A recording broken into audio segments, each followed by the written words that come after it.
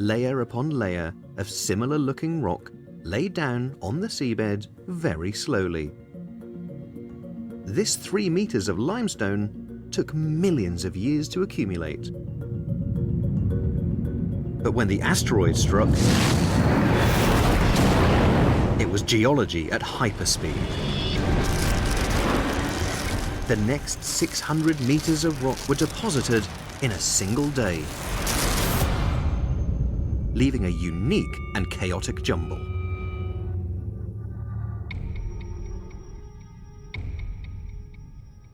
Sean, I mean, how do you make sense of this incredible place that you've got here? It is amazing. This is 150 kilometers worth of core collected by the International Ocean Discovery Program and all its predecessors back to the late 60s. Mm-hmm. But of all these cores, the most amazing is the one we just collected in the Chicxulub impact crater. Of course, yeah. You can see this black flowing texture of a rock. This is actually, it looks like it flowed, right? You can see textures in it. This is actually melted basement rock, melted granite.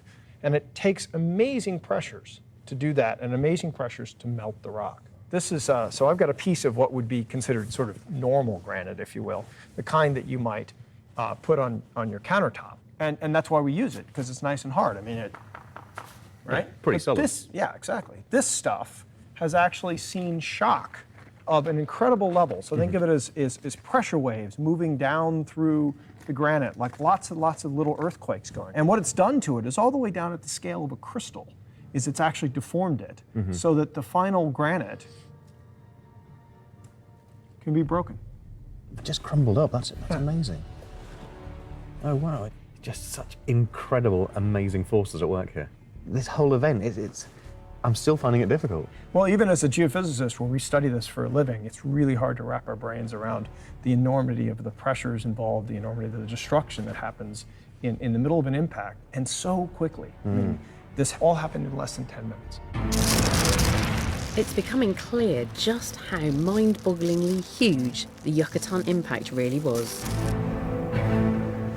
And to help grasp its scale, Sean is taking a trip to a more recent impact site in Arizona.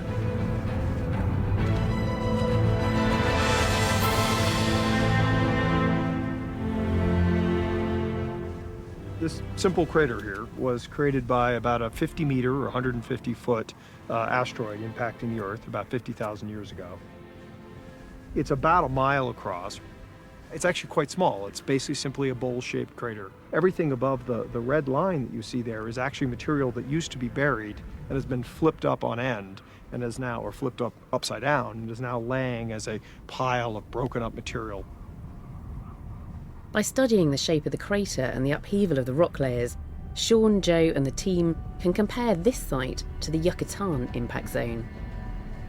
Even a small asteroid strike like this would have had dramatic consequences. So it comes in at something like 26,000 miles per hour. 10 kilometers away from here, we would have a fireball reaching. Maybe 20 kilometers away from here, a shock wave. And say 40 kilometers away from here, hurricane force winds. But that would just have been a bad day in today, northern Arizona. So this is what a 50-meter wide asteroid can do. It's devastating, but localized. But what about an asteroid that's 9 miles across and leaves a crater 120 miles wide? To understand the effects of that impact, the team needs to know exactly how much energy it released. To do that, they're comparing rock samples from Yucatan to data gathered from some of the largest